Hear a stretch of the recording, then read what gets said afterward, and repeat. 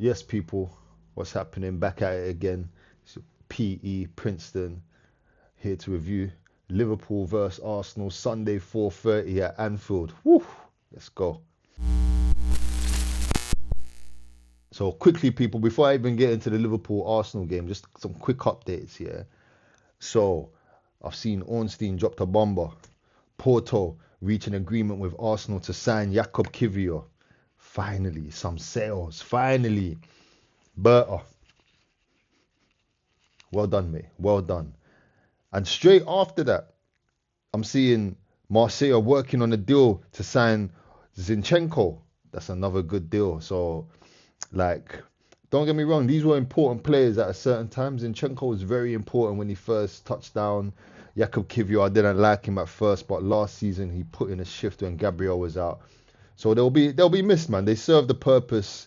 Um, they weren't. It's not like there was just some useless dead weight. But at this point, what we're trying to achieve, yeah, buddy, see you on the other side. So anyway, we hope them deals go through and we can raise some more P's. Not to say that they're gonna put that money into the transfer kitty, but who knows, man? Who knows? Might as well get it in it. Also, some mad important news dropped yesterday night. Newcastle signed a striker. What's his name? Volkman? I can't even say the guy's name. You know who I'm talking about? The German guy that banged under 21. Very good striker, very good striker. But but you know what that means? Apparently, they're saying they promised him that yeah, you'll be the starter, you'll be the successor for Alexander Isak. What does that mean? What do you mean successor? Where's he going? Yeah, man. It looks like it's happening, people, man. That Isak to Liverpool, we put it off for so long, but we can't ignore it now. It's happening, man. We just got to deal with it. It's here. That's what it is. Now, that's quite important for this Arsenal Liverpool preview, yeah. Only because remember, like when we played Leeds, just before we played Leeds, and the Eze announcement dropped, and he walked out. The crowd, the feel good, the atmosphere. Remember that word, atmosphere. Remember that.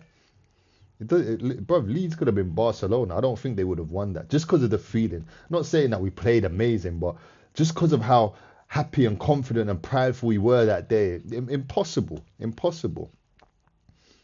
If Alexander Isak is announced on Sunday or Saturday and he walks out at Anfield on Sunday, like doing the with the scarf around his neck next to Arne Slot, yo, I'm not gonna lie, man. Them that atmosphere, we've seen it already, man. We've seen that. We know what that atmosphere is like when it's on top. So imagine it just unprovoked already from the get go. Yeah, that could change the landscape of that game. I won't lie. Because at Anfield, the atmosphere is already it's a cauldron. It's like everyone's on top of you. It's crazy. Pause. But yeah, that's one thing that we're gonna have to fight through. What I will say is that the last three seasons, Anfield hasn't really been that to us in terms of we haven't lost there. Yeah, there's I think that first game when we first title challenged, Xhaka got the crowd riled up. Trent egged them on, and then yeah, the atmosphere kind of got to us. But we still left with a draw. We left. They fought back and had to get a draw. Second season that we challenged, that's when Odegaard did the basketball. Well, they still had to fight back and get a draw. Last season, yeah, we was in a bad place. We was in a bad place, but we was able to fight back and get the draw at Anfield. So that's very good signs for me, knowing that we can go there and take initiative and take the lead. And we've also gone there and had to claim it back. And I kid you not, had Marino not got that red card, I really feel like the game was kind of leaning to us. But it's always hard to tell Liverpool, Arsenal, because when it gets to the last 20 minutes, it's just hella basketball. It's ridiculous. It's so much stress, man. But that does give me a bit of confidence. I guess what we got to talk about is the starting lineup. Now, Arteta. If I'm Mikel Arteta, who am I starting left and right wing? Big question. Big question. We know Saka's out. Saka's out. That leaves you like what, one of three options? Obvious choice, Madueke. That's what you were brought here for. You're back up to Saka. He's injured. Back up. Back up, bro. Second choice, Ethan Wanyeri. I'm going to do another video on what Ethan Wanyeri's best position is. Yeah. But that's for another day. But second choice, Ethan Wanyeri. They said, oh, he signed a new contract. We're going to step back from Eze. We don't want to block his pathway. The pathway is there. You're going to put him on it? Let's see. Third choice, Max Dowman. But come on, man. We're not starting the 15-year-old. 50, what is he? 15, 16? We're not starting him. That's just one for the fans. But yeah, I do think he'll get some minutes. I do think he might, depending on the game state towards the end. I think he'll get some minutes. He's actually a good asset to have. He's won like 3 penalties in 3 games. Yeah, man. Hats off to you for that, man. But personally, I think Arteta is gonna go with Madueke on the right wing and Martinelli on the left wing, solely because of Martinelli's, what do you call it, industry.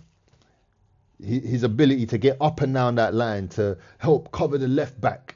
Do you get what I mean? Like, I reckon just for that simple reason, he's going to play Martinelli left wing. And am I mad at it?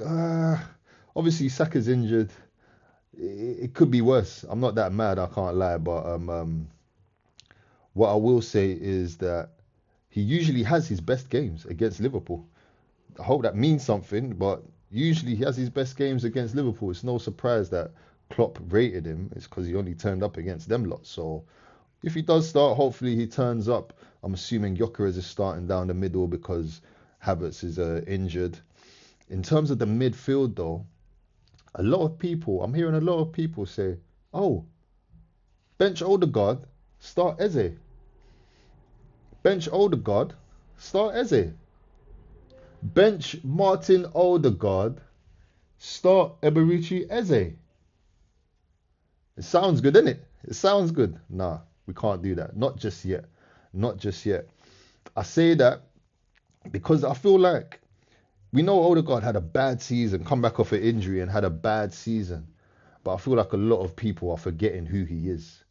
I feel like a lot of people are forgetting who he is. And I feel like this season, he's actually been slowly getting back to himself.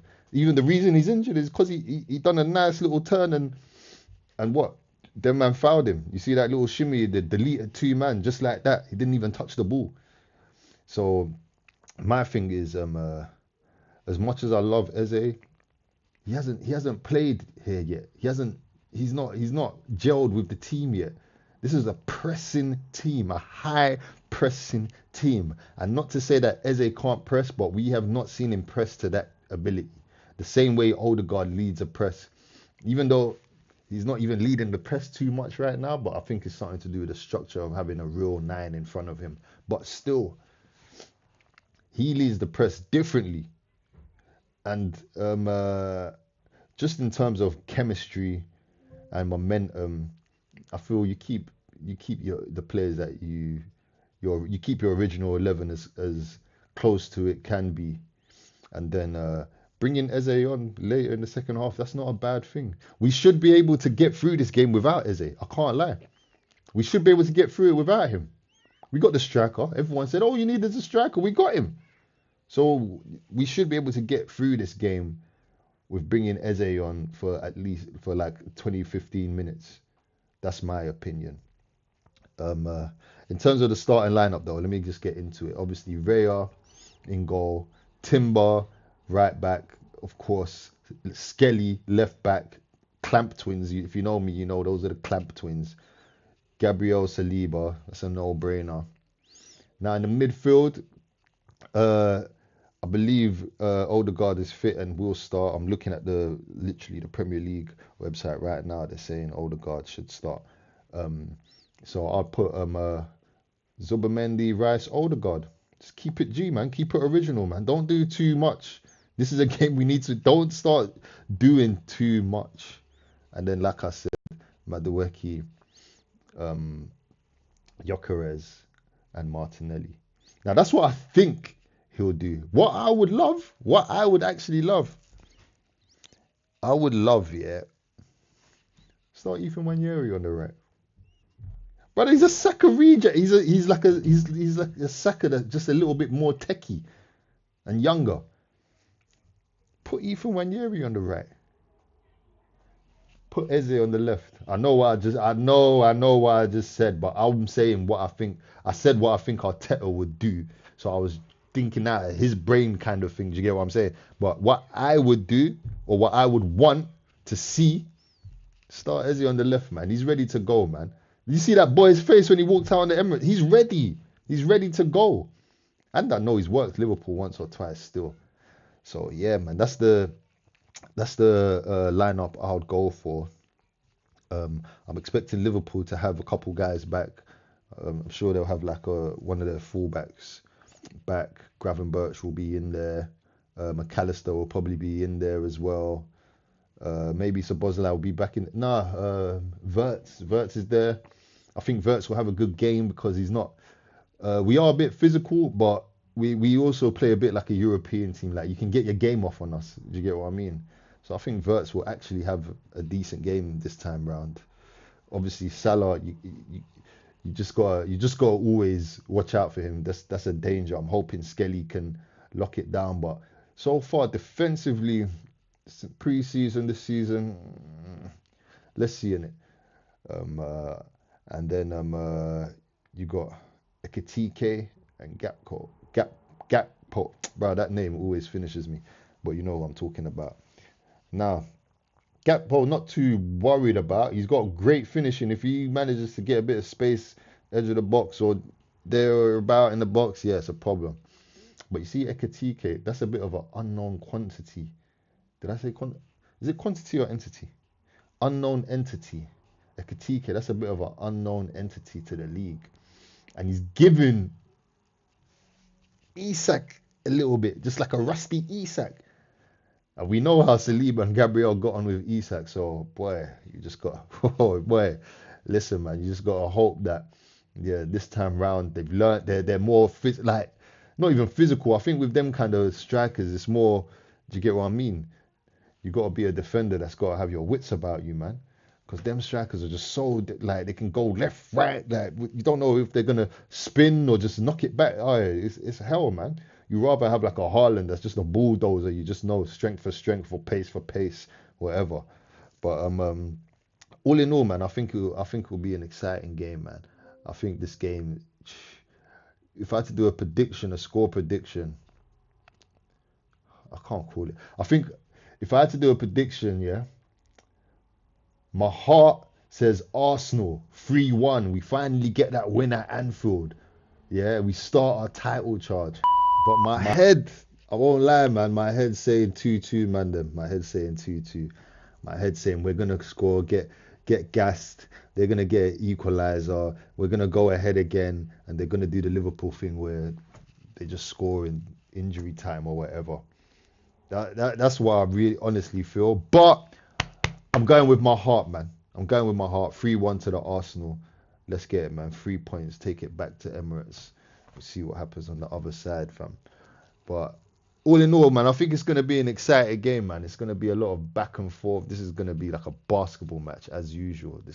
We're going to have dominant periods. They're going to have dominant periods. Who's going to capitalize on their dominant period? That's what matters. Can we make use of the set pieces? Liverpool have been a bit weak at set pieces. Can we make that work? Hey, people, join me here. After the game, I'm going to be doing a review. I'm going to be watching the match with some special people as well. I might post up a little snippet of that. And yeah, man. Just wish us luck, man. Arsenal, that is. Wish us luck. I'm out, man.